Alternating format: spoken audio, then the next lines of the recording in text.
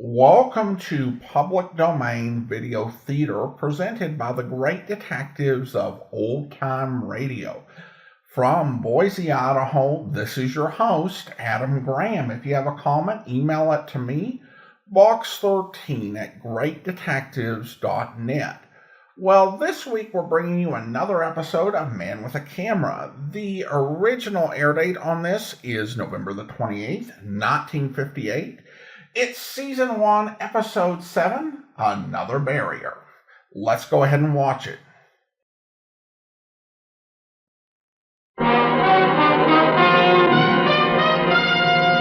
Man with a Camera. Starring Charles Bronson.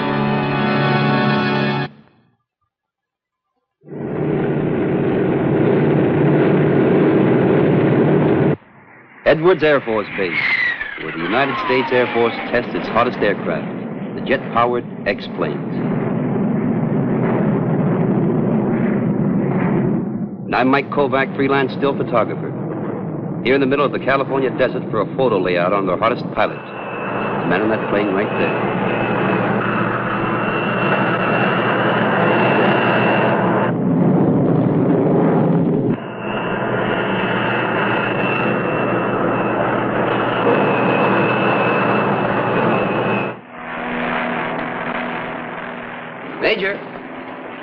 Major Dixon? Yes. I'm Mike Kovac. Oh, yes, they told me you were coming. A picture layout on a test pilot, huh? That's right. In fact, I've already started. Got the most exciting shots first. Oh, I think you'll find the most exciting part is up there, when they release the ship from the B-50. I'm going up again in a couple of days, and you're cleared to go with me. In the mother plane, that is. Oh, you had me worried for a minute. What can I do to help in the meantime? Nothing. Just let me tag along for the next couple of days. Sure. You know, frankly, I'm more interested in photographing the man than the equipment. You're a special sort of a guy, Major. The only thing special about me is my fiancée. You'll have to meet her. I'd like to. Maybe I can buy my way into one of your dinner dates, photograph the two of you together. You know, tomorrow or the next day. Fine. Have to be a late afternoon dinner, though. My day starts at 4 a.m.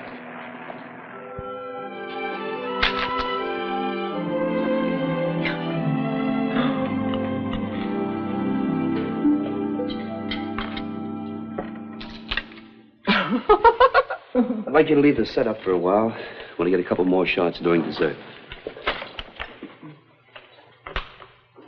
With my screwy hours, we always have to eat before the crowds, Mike. What price fame, Major? Is that all?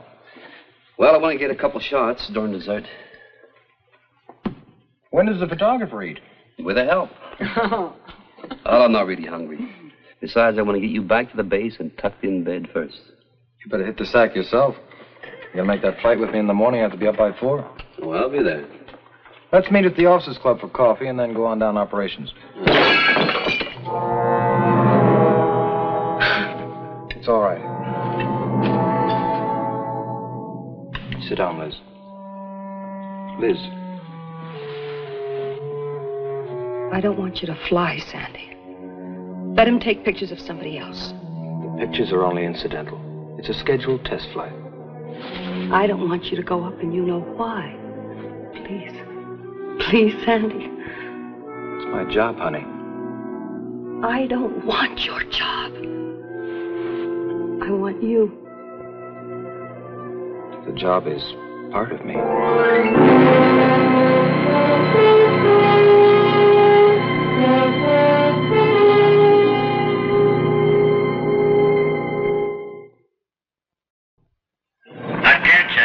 Attention, all flight personnel assembled by the B-50. Well, you see, way up there, there's hardly any atmosphere. The aircraft doesn't handle in the ordinary sense. Thrust and direction come from the rockets. Today, we're going to try a slightly different fuel composition. You gonna try for a new altitude record? Well, that's not the purpose, but if it happens, it happens. This plane's already been in excess of 120,000 feet, but I still think it's got a little more in it. What do you say, Mike?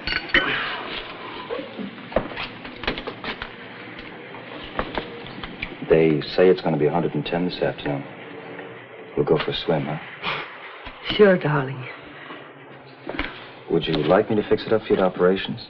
You can see them track me and listen to me talk to chase planes. Oh, no, I don't think so. I think I'll stay right here. All right.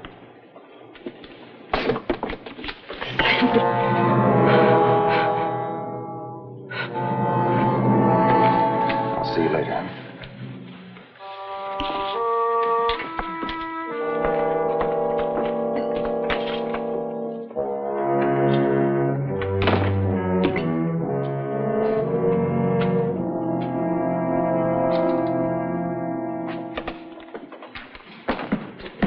Okay? Yeah, that's fine. What's wrong with your story? You see, with only 5 minutes of fuel, it'd be impossible to test the capabilities of this ship if we had to take off from the ground.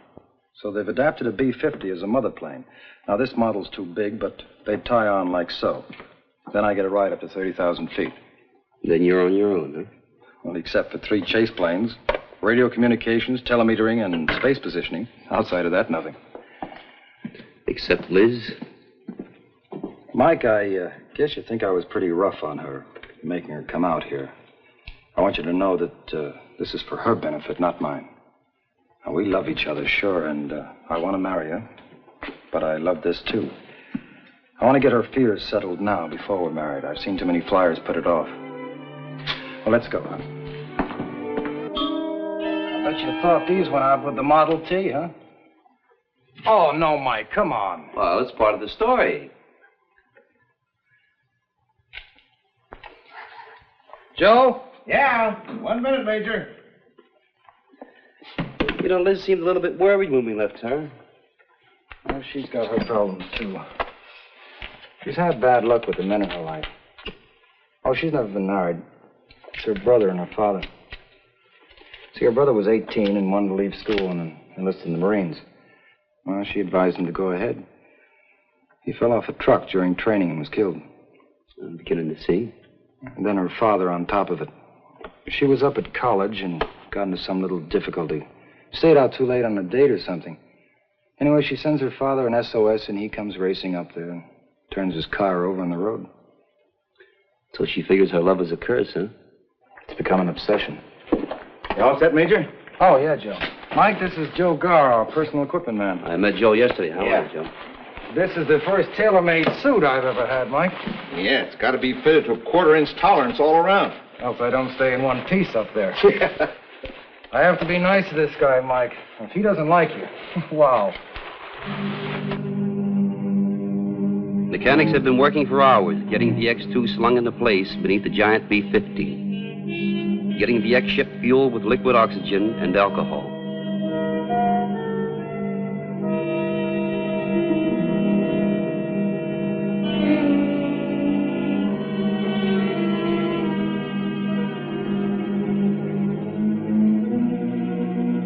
Major Dixon even had to prepare his lungs for this flight. It is called pre-breathing. For an hour, he had to put oxygen into his system and force nitrogen out.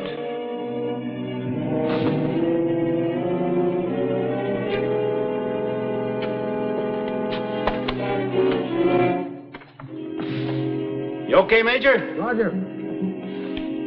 Then finally, the countdown of a long checklist was done, and the crew and I climbed aboard. But Sandy's girl waited on the ground and watched.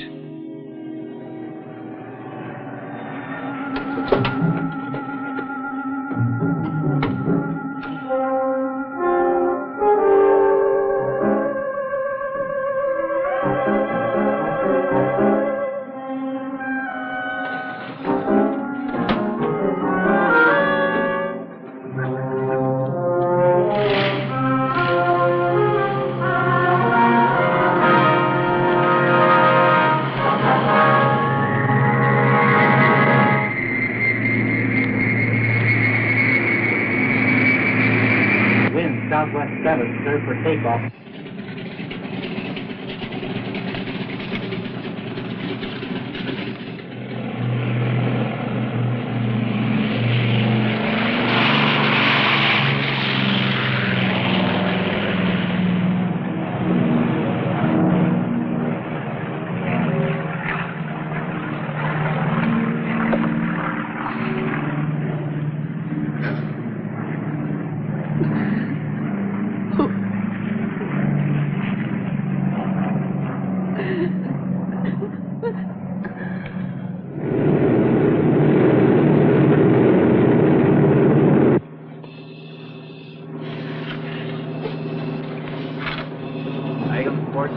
Check. Launch panel camera on. Ready for cockpit check, Pete. Okay, Dad. Oxygen pressure normal. System switch on. Pressure demand regulator on. Check. Emergency chem pressure off. Off. Check. At 30,000 feet, Sandy went to his X-ship, hanging in the converted Bombay, and got into the cramped pilot's compartment. Shooting my pictures from the Bombay door, I was just above Sandy and would be directly over his line of flight when he was released from the mother ship.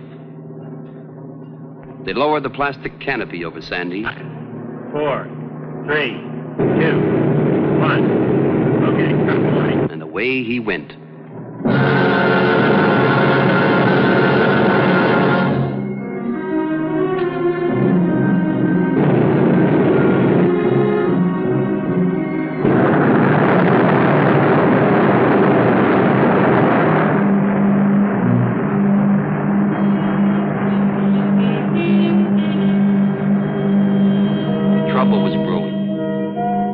Inexperienced to realize it, but the men in the plane and the trackers on the ground knew that something had gone wrong.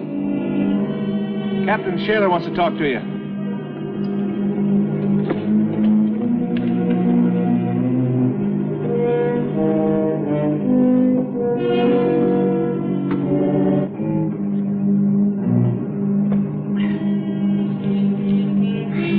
It looks like Sandy's down someplace. We lost radio contact with him 94 seconds after release. The third chase plane didn't see him at the rendezvous. They're still trying to raise him. Both space positioning and telemeter lost him, too. What about radar? Space positioning is radar plus. They saw he was way off flight plan. He was in almost a vertical dive when they lost him. What chance has he got? He had only 5 minutes of fuel. No, I mean to get out. If he ejected the capsule, one of the chase planes would have spotted the chute.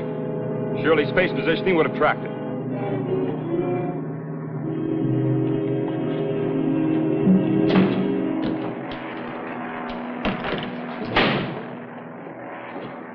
We'll try air operations. Yeah, I'll wait. Yeah? Well, what about the choppers? All of them? Yeah. Well, let me know the minute you hear something. Good. Is there any word yet? They've got the whole rescue service out. He might have landed on a dry lake. How much chance is there of that? It's a chance. There's girls on the base, too. I know. Who tells her? The Air Force? And it's difficult. She's not next of kin, Mr. Kovac. Somebody's got to tell her. Me? You know her. All right. I guess she's still at the Officers Club. I'll get a staff car to have him take you over.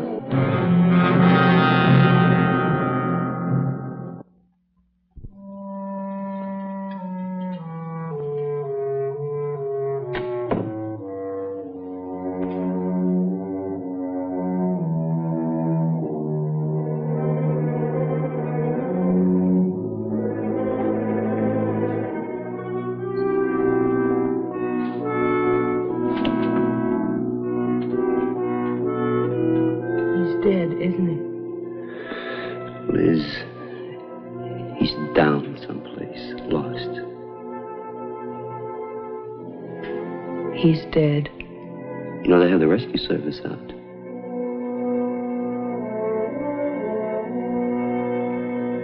Oh, I'm so sorry, Liz.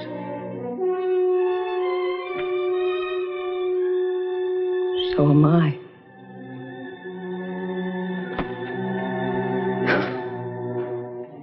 Liz. I'm all right, Mike. I'm not gonna cry.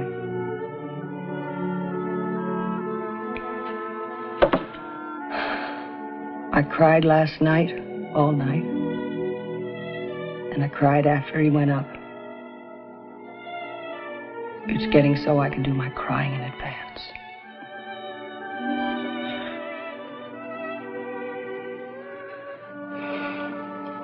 Oh, come on. I'll drive you home.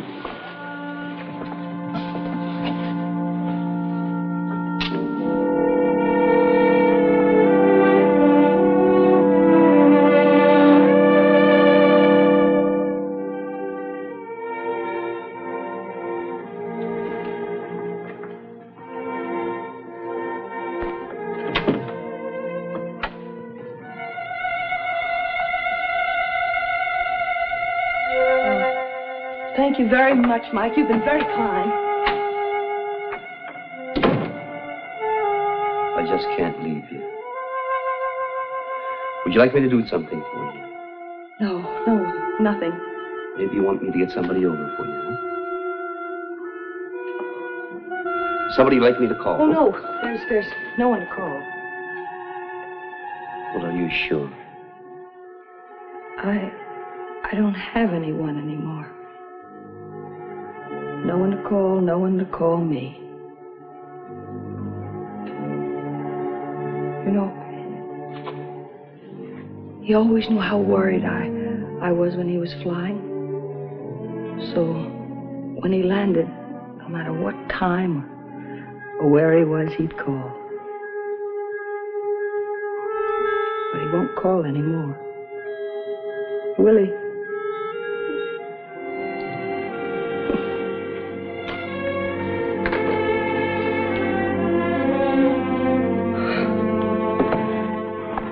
Liz, Sandy told me about you and your family. And you mustn't think that this is all your fault. You're not to blame. Mike, if it happened once, it could have been an accident. Twice a coincidence, but 3 times. It's me. It's me. Now, I'd like to be alone. I want you to go, Mike. Well, I just can't leave you alone. All right. If you really think I need somebody, my neighbor is Mrs. Burns. She's down the hall, apartment 602. Mrs. Burns? Yes, Mrs. Burns. I don't let him know.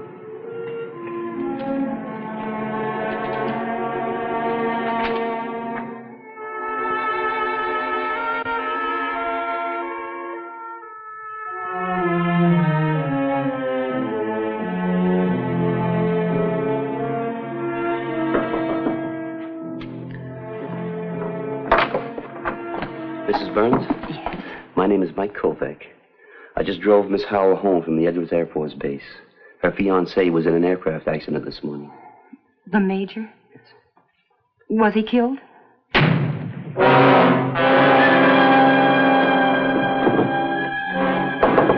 Liz? Liz?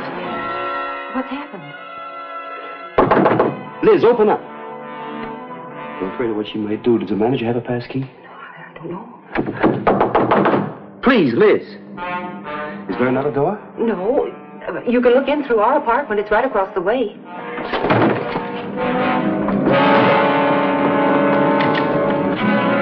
Liz. Unlock the door, Liz. Liz! Please, Liz, it's not your fault. You had nothing to do with it.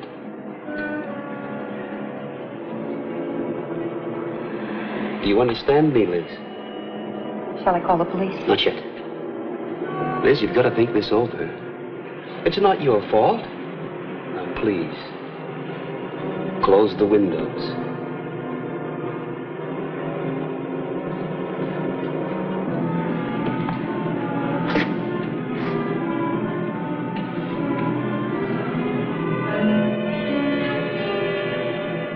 That's it.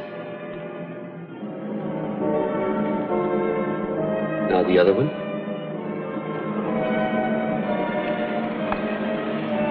Close it. Wait, Liz! How do you know he's dead?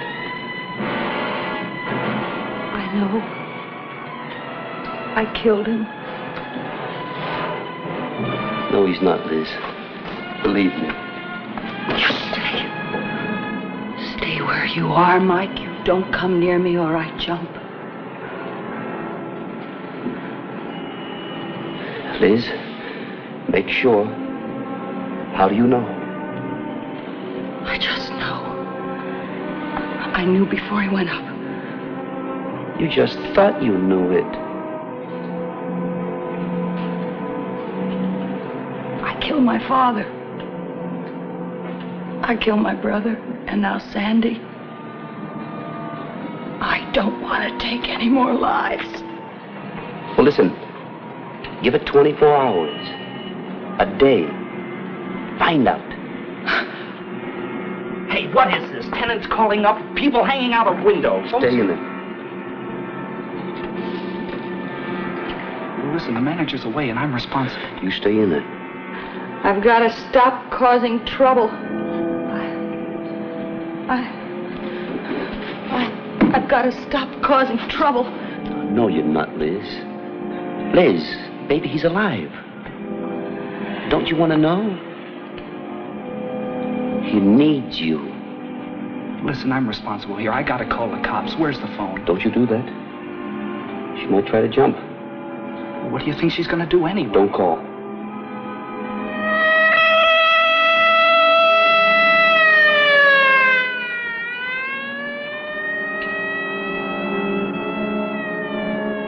I guess somebody beat me to it. Listen, you go stand by her door. Don't let them break it down, you hear? We'll go. I just cause more and more trouble. Oh, no, Liz, there's just a fire someplace. No, there's no fire. It's me. It's me, and I don't want to cause any more trouble, Mike. Mrs. Burns? Where's your phone? In the bedroom. You know her number? Well, look it up. Or ask information. But call her and let the phone ring. Let it keep ringing.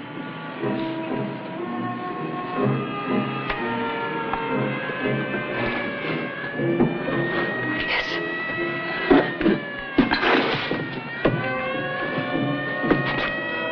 Liz, listen. It's for me, Mike. There's no fire. It's me.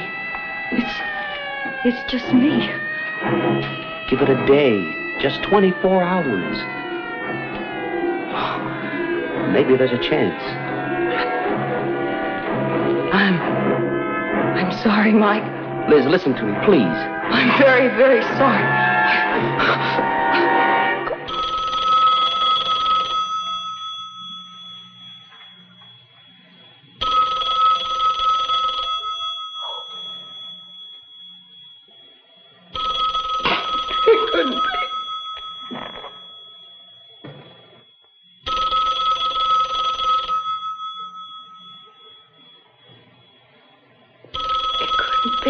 It couldn't.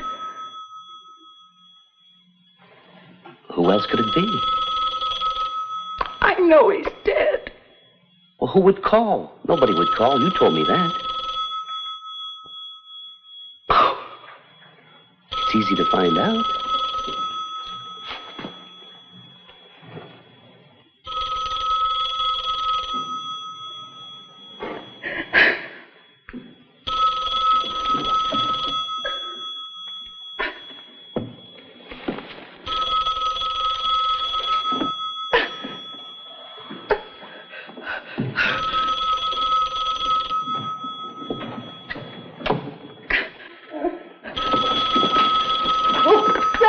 Liz, wait. It's not Sandy. Give it to me. Please, please. Liz, are you there?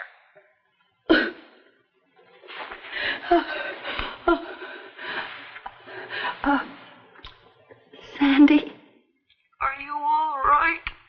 Oh, the electrical system failed. I didn't have any radio, so I went way off course. Oh, Sandy. I was so scared. Darling, you're not hurt? No, I set it down on a dry lake and waited for the helicopters to find me. Honey, I hope you didn't have too rough a time. Well, I did, but Sandy, I'm all right now. Nothing's ever going to bother me again. It's It's all right now. I can't get this number. It's been busy since I tried. I really am. Just come home. Come home.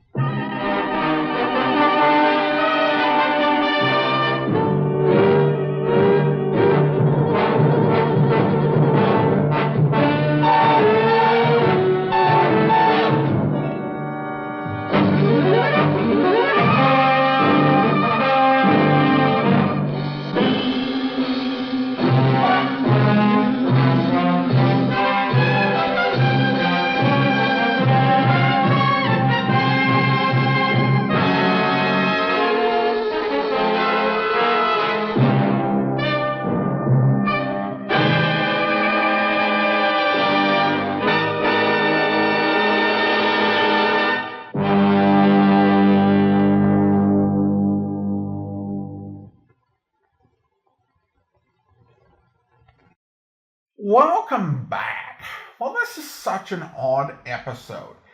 In many ways, the program is essentially in two different genres, neither of which is the predominant genre of the series. The first half is kind of a dry documentary look at aviation, and while there's some interesting facts about the preparation that pilots go through, there's a lot of stock footage and stuff that's not all that interesting.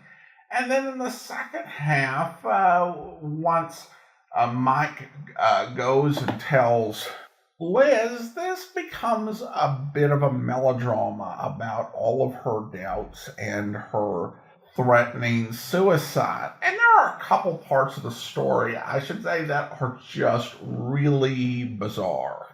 Probably the one that strains credulity the most is when the Air Force says that they can't tell her because she's not next of kin.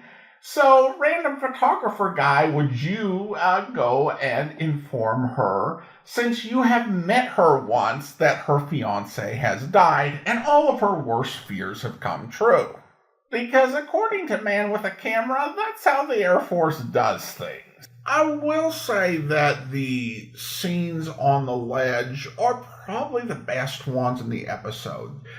There's generally some pretty good tension in there, helped by the score, and you do have to acknowledge Mike's dedication to his work, even if it may not be entirely appropriate to start snapping pictures right after saving her from suicide. He is, after all, the man with the camera. Well, that'll do it for today's episode.